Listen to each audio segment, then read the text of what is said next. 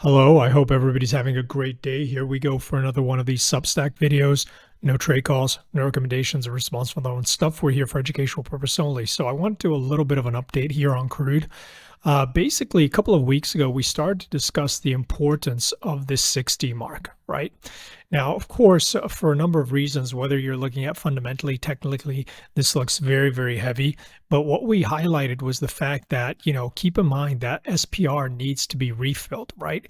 And we've had a lot of talk about that since the beginning of the year. We had Trump mentioning the fact that he was going to look at pulling the trigger if it was down another 20%.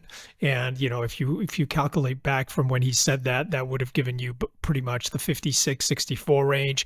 You'd had Besant talking about the fact that everything was looking to a price hitting around $50 a barrel, and that would have been an ideal refill point. So again, we said watch out because sub 60, even though the broader trend still looks heavy, you've got headline risk, right?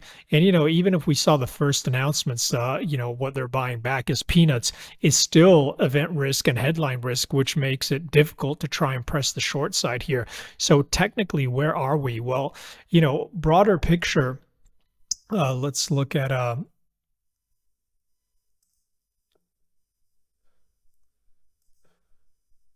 channel down, right?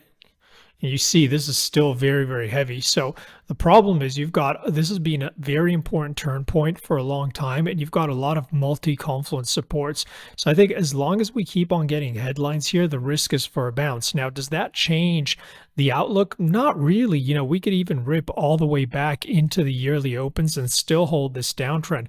So if you start to see sellers emerge, at this yearly open into the 80s, this is still holding, keeping a lot of pressure on, right?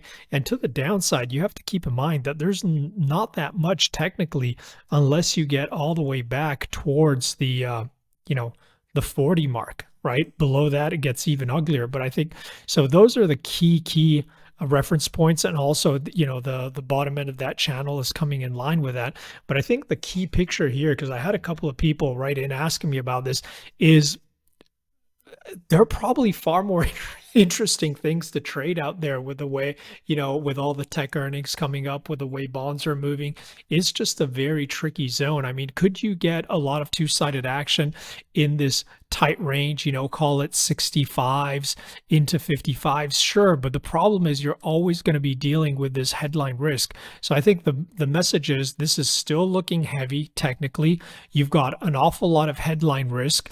So it's tricky to stay short. Even if we pop on headline risk, unless something substantial happens, you still have an awful lot of overhead resistance, and the trend doesn't really change unless, as we discussed before, we trade back above those levels. Now, again, to the downside, you do have targets that could be all the way back into the 40s, but the problem is trying to risk manage that position with constant barrage of possible headlines coming out that are ripping price against you, right? So that's the way I'm looking at it. Be safe out there, guys. All the best. Take care. Bye-bye.